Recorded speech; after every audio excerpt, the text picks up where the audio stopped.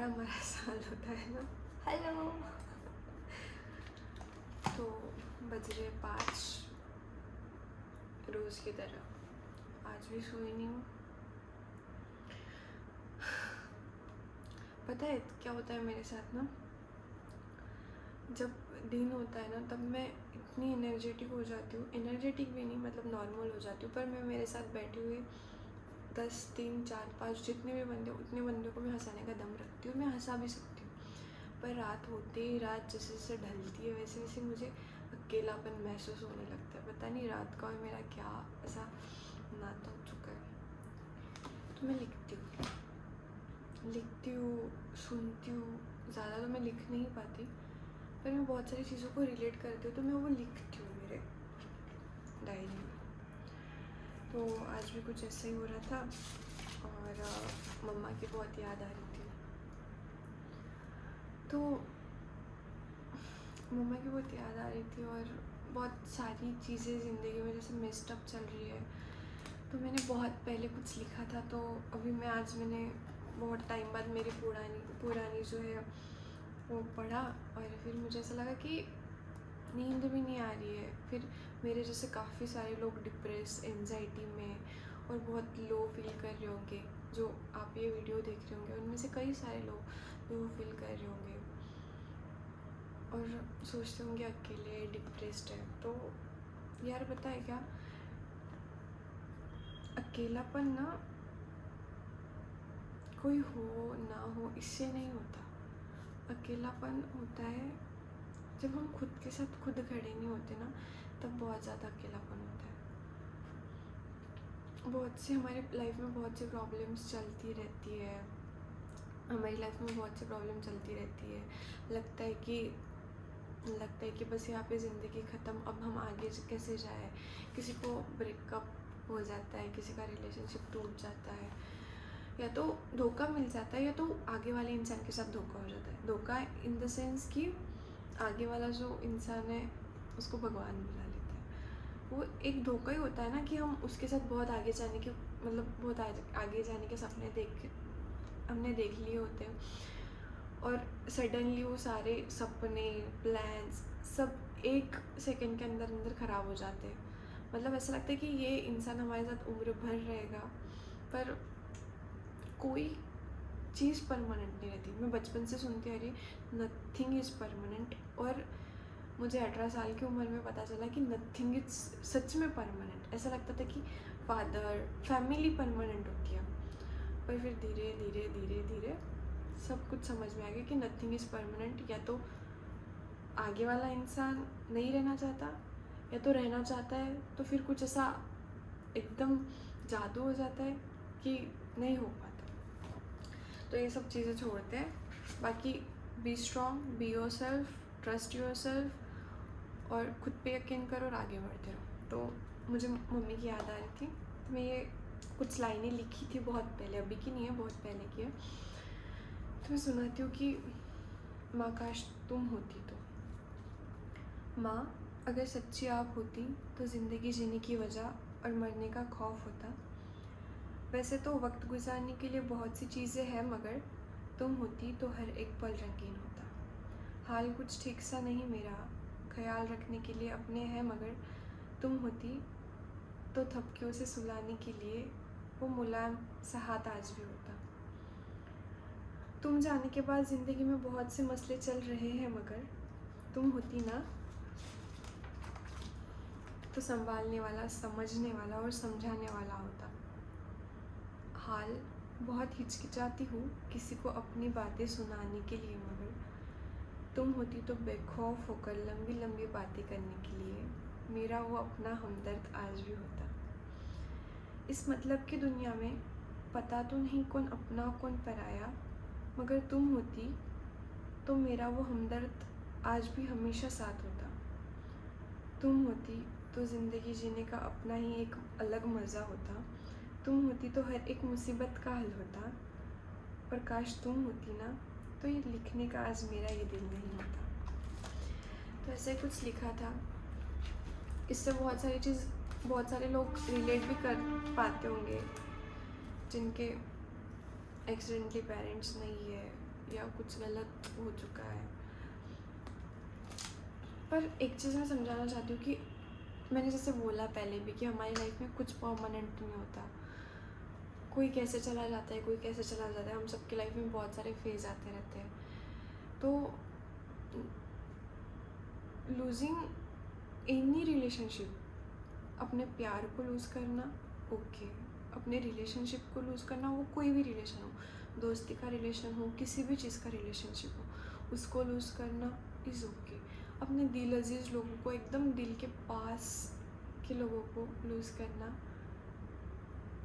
Okay, पर खुद को लूज़ करना, इन सारे चक्कर में, इन सारे प्रोसेस के चक्कर में, इन सब के पीछे खुद को लूज़ करना इज़ नॉट ओके। अगर आप ये चीज़ें करते हो ना, तो आप खुद के साथ बहुत ज़्यादती कर रहे हो। मतलब हम, जब मेरे साथ भी ऐसा हुआ था ना, तो मैं भी ऐसे समझ रही थी कि मैं अकेली हो गई हूँ, मैं कैसे रहूँगी, क्या रहूँगी। पर वो भगवद गीता में कहा है ना कि मतलब ये समय भी गुजर जाएगा। तो बस कुछ ऐसा ही होता है, हम जीना सीख लेते हैं, पर कुछ वक्त ऐसा आता है ना कि हम खुद को खो देते हैं उस चक्कर में। जैसे बहुत से लोगों ने कबीर सिंह मूवी देखी होगी, तो वो अपनी लाइफ लगा बैठता है, हालांकि वो इंटेलिजेंट बहुत होता है, पर वो अपनी लाइफ के लगा देता है पूरे एक लड़की के चक्कर में। बट वो धीरे धीरे कोप अप भी कर लेता है। तो हम सब कोप अप कर सकते हैं, और हमें खुद पे लूज़ करने के या खुद को गंवाने की क्यों कोशिश करनी है, जब हमें पता है कि हम खुद वर्थ इट है उस चीज़ों के लिए। या तो हम खुद वो सारी चीज़ें कर सकते हैं, कोई हो ना हो, क्योंकि हमें खुद को पता है ना यार कि हम ये सारी चीज़ों का सॉल्यूशन हमारे पास है, क्योंकि गलतियाँ हमारी थी, हमने प्यार करा था, हमने किसी पे विश्वास करा था, हमने किसी को स्टडी में दिक्कत होती है, या तो कोई करियर गलत चूज़ कर लेता है, कोई कहता है कि मुझे मेरा पैशन नहीं पता चल रहा। तो गलतियाँ तो हमने की रहती है ना, हमने जाके सब जगह अब मैं नहीं बोलूँगी, पर हमने गंद फैलाया होता है ना सारी जगह की। रिलेशनशिप में हम आए, फिर सारे अच्छे, वो किंग ने भी एक पॉडकास्ट में कहा है कि तुम सारे गुलाबी रंगों का हकदार हो, तो काले रंगों के हकदार क्यों नहीं हो।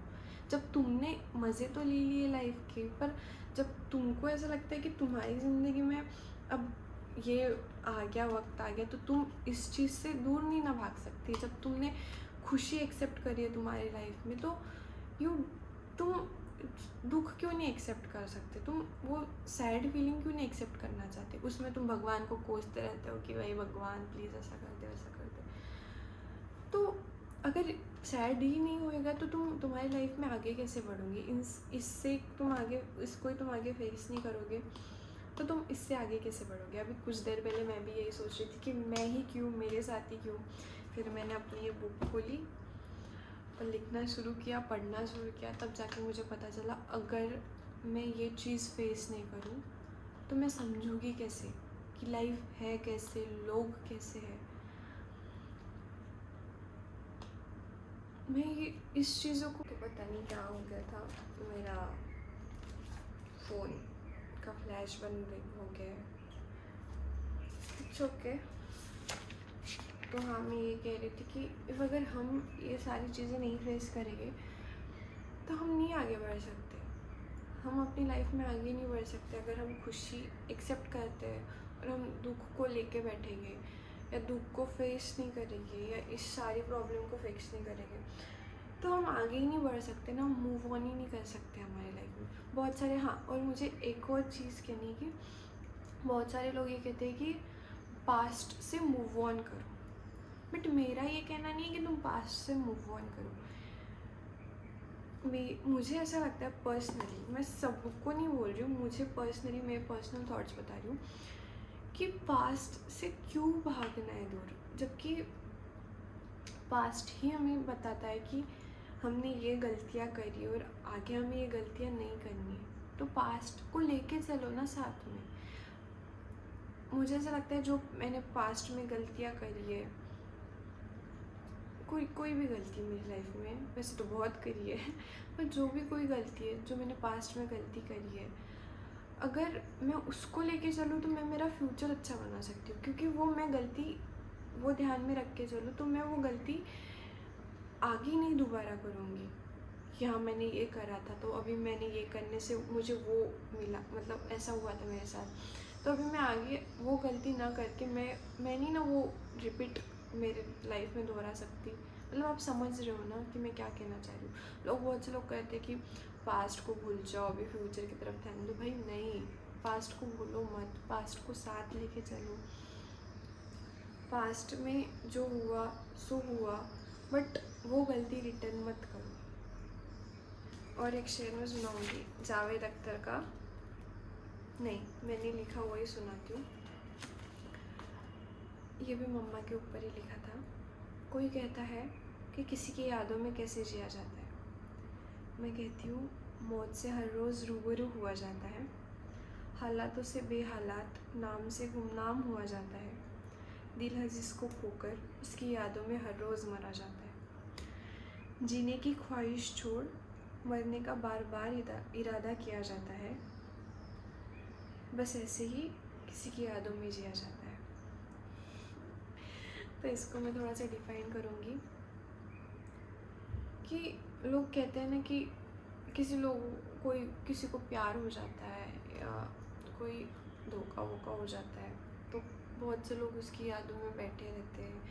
तो उस पर ही बस लिखा था ऐसे ही। मैं भी मेरी मम्मा को याद करती रहती हूँ, ऐसे कुछ तो भी लिखती रहती हूँ। मुझे अच्छे से लिखना नहीं आता और मुझे अच्छे से वो डिफाइन भी नहीं करना आता, इसलिए बहुत सी बार मैं सुनाना पसंद करती हूँ जो मैंने पढ़ा हुआ है, जो मैंने कहीं और से लिखा हुआ है, मुझे सुनाना बहुत पसंद है। तो बस यही लिखा था कि हालात से बेहालात हो जाते हैं। जब हम किसी को याद करते हैं तो हमें कुछ समझ नहीं आता कि मेरा तो ऐसा होता है कि मैं मेरे हालात को बैठती हूँ, किसी से बात नहीं करती, अकेला रहना पसंद करती हूँ, और ऐसा लगता है कि मैं अंदर ही अंदर बहुत मर रही हूँ, घुटन सी महसूस होती है। और जब मुझे एक्सट्रीम ऐसी याद आती तो मुझे ऐसा लगता है कि यार मैं मर क्यों नहीं जाती, मैं क्यों नहीं चली जाती वो इंसान के पास जिस इंसान के साथ मैं रहने की मेरी बहुत इच्छा है, मेरी बहुत ख्वाहिश है उस इंसान के साथ रहने की, तो मैं क्यों नहीं चली जाती मर के। तो ऐसा मेरे थॉट्स थे तब ऐसा लिखा था मैंने। और अब एक और शेर सुनाऊंगी, फिर बस बंद कर दूंगी। तो एक जावेद अख्तर का बहुत ही फेमस शेर है, आपने सुना होगा कि जीना मुश्किल है या आसान, ज़रा देख तो लो, लोग लगते हैं परेशान, ज़रा देख तो लो, ये नया शहर तो खूब बसाया आपने, क्यों पुराना हुआ वीरान, ज़रा देख तो लो। इसको मैं थोड़ा डिफाइन करना चाहूँगी कि लोग बहुत कहते हैं ना कि जीना बहुत मुश्किल है, इस दुनिया में जीना बहुत मुश्किल है। बहुत सी बार लोग सेल्फिश हो जाते हैं और मतलब बहुत से लोगों को अपनी ज़िंदगी से बहुत सारी शिकायतें होती है, पर हमको पता है क्या कि रिकॉर्ड हो रहा है कि नहीं हो रहा है। हमको पता है क्या मसला है अपनी ज़िंदगी से। हमारे पास बहुत सारी खुशियाँ आती है पर हम उसको पॉइंट आउट नहीं करते, हम जाते हैं निगेटिविटी की तरफ है। हम हर बार निगेटिविटी को ही पॉइंट आउट करते कि यार मेरे पास ये नहीं है, वो नहीं है। तो हम तो शुक्र अदा करते ही नहीं। पहली बात तो जो चीज़ हमको मिली है, आपको मिली है, मुझे मिली है, हम सबको मिली है, इतना खूबसूरत, इतने सारे तोहफ़ों से नवाजा है हमको भगवान ने, पर हम उसकी तरफ ध्यान ही नहीं देते।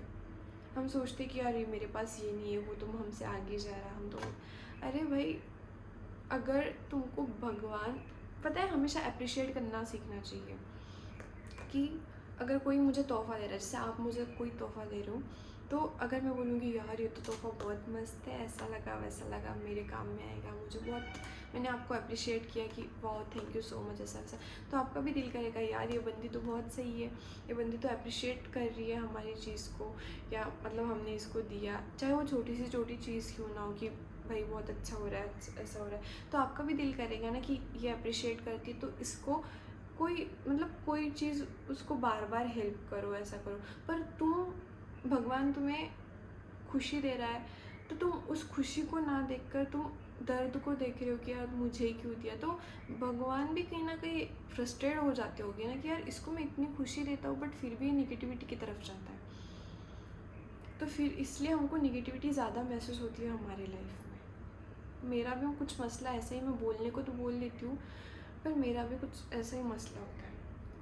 आफ्टर दैट सेकंड लाइन ये थी कि लोग लगते हैं परेशान, ज़रा देख तो लो। हम वही जो मैंने कहा कि हम खुद में इतने सेल्फिश हो जाते हैं ना, खुद इतना सेल्फिश हो जाते हैं कि हम देखते ही नहीं आजू बाजू कि कौन मर रहा है। हमारी ज़िंदगी बहुत अच्छे से कट रही होंगी फिर भी हम देखते नहीं आजू बाजू कि कोई मर रहा है, किसी को खाना नहीं मिल रहा। सेल्फिश से हो जाते हैं, हम देखते नहीं आइट साइड कि भाई वो बंदा कितना परेशान हो रहा है, कि जाके उसको ज़रा पूछ ले कि भाई हाल चाल कैसा है, ऐसा वैसा। हमें पता नहीं होता ना कि आगे हमारे सामने जो हंसता खेलता बंदा है उसके अंदर क्या खौफ चल रहा हो या उसकी ज़िंदगी में क्या फेस चल रहा हो। तो हमें हमेशा हमारे आइट साइड भी देखना चाहिए कि भाई सब कुछ सही चल रहा है, ठीक तो चल रहा है, तुम्हारी ज़िंदगी ठीक चल रही है पर साइड तो चल रहा है ना सब। तो थर्ड लाइन ये थी कि नया शहर तो खूब बसाया तुमने, क्यों पुराना हुआ वीरान, ज़रा देख तो लो। तो बस वही कि हम पास्ट को लेके नहीं चलते, जो मैंने बताया कि पास्ट हम भूल जाते हैं। तो नया मतलब हम सारी नई चीज़ों पे कंसंट्रेट करते हैं। हम कहाँ से आए, बहुत सी बार हम कहाँ से आए हैं, हम कहाँ से बिलोंग करते, वो सारी चीज़ें भूल जाते हैं कि यार मैं यहाँ से आई हूँ, यहाँ से उठ के आई हूँ। तो हम बहुत सारी नई चीज़ों पर फोकस्ड करते हैं कि हाँ, पर हम ये नहीं सोचते कि हमने पीछे क्या किया है। हम बहुत सी बार ये भूल जाते कि हमने पीछे जो चीज़ें की है वो क्या सही की है, गलत की है, और आगे हम अच्छी चीज़ें कर रहे हैं नहीं कर रहे हैं। तो मुझे ऐसा लगता है कि हमें सारी चीज़ों को साथ लेके चलना चाहिए और मतलब देखना चाहिए यार कि हमें हमेशा खुद के गुड्स पर या तो खुद के अच्छाई पर नहीं फोकस करना चाहिए। देखना भी चाहिए कि हमारे आइट साइड क्या हो रहा है, जो हम चीज़ कर रहे हैं, जो हम किसी को धोखा दे के तो नहीं है, जो हम चीज़ कर रहे हैं उससे हमको तो फ़ायदा हो ही रहा है पर अपने आजू बाजू वालों को भी फ़ायदा हो रहा है कि नहीं हो रहा है, देखना चाहिए। जब से मेरे में इतनी मैच्योरिटी आ गई है ना, मैच्योरिटी तो नहीं, समझ और मैच्योरिटी शायद एक ही वर्ड होता है, बट जब से मेरे में इतनी समझ आ गई है ना कि मुझे ये समझ आ गया कि अगर मैं कुछ चीज़ कर रही हूँ उससे मेरा फ़ायदा हो रहा है बट मेरे साइड वालों को तो कोई नुकसान नहीं हो रहा ना, तब से मुझे ये लग रहा है कि हाँ, कि ये चीज़ सही है। हाँ, जब मैं एक चीज़ कर रही हूँ तो मुझे वो फ़ायदा हो रहा है पर मेरे फ़ायदे से किसी को नुकसान नहीं हो रहा। समझ रहे हो ना, मैं बहुत बातें बोल देती हूँ उसमें थोड़ा उल्टा सीधा हो जाता है, बट वही था कि जो चीज़ कर रहे हो उसमें खुद का फ़ायदा नहीं ढूंढो, दूसरे का नुकसान हो रहा है तो वो चीज़ नहीं करो, बाकी खुद पे भरोसा रखो। तुम खास हो, तुम बहुत बहुत खास हो और तुम बहुत डिज़र्विंग हो, तुम वर्थ इट हो। अकेलापन, क्योंकि तुम खुद के साथ हो, अकेलापन नहीं है, कोई चीज़ अकेला नहीं होता ज़िंदगी में जब तक तुम खुद के साथ हो। डिप्रेस्ड नहीं रहा करो, फेज़ आता है, यही फेज़ से हम सीखते हैं। डिप्रेशन भी आता है तो कुछ चीज़ें कर लिया करो जो आपको पसंद है, जैसे मुझे लिखना पसंद है, किसी को पढ़ना पसंद होता है, किसी को गाने सुनना पसंद होता है। तो जब डिप्रेशन का फेज़ होता है ना तभी हम कुछ अच्छी चीज़ें करते हैं। जैसे अभी मैं डिप्रेस थी तो अभी मैंने सोचा कि कुछ बोल देना चाहिए, अपने मन की भड़ास निकाल देनी चाहिए। तो बस मैंने फ़ोन उठाया, लगाया सामने और बोलती गई। अभी मुझे थोड़ा अच्छा हल्का फील हो रहा है। अभी बज रहे 5, 5:30 बज रहे, तो ये ख़त्म करते हैं और मैं फिर आऊँगी कल रात में, अगर मुझे नींद नहीं आई तो फिर कुछ अच्छा शेर सुनाऊँगी जो मैंने लिखा है, जो आपके लिए भी हेल्पफुल हो और जिससे लोगों को थोड़ी हेल्प हो, चाहे वो लोग लोगों तक भी कोई मेरी बातें पहुँचे और लोगों को भी हेल्प हो। बहुत सारे लोग डिप्रेस्ड होते हैं, एंजाइटी से भरे होते हैं, लोनलीनेस फील करते हैं, तो उनको भी अच्छा लगे। ठीक है, शुक्रिया, देखते रहिए।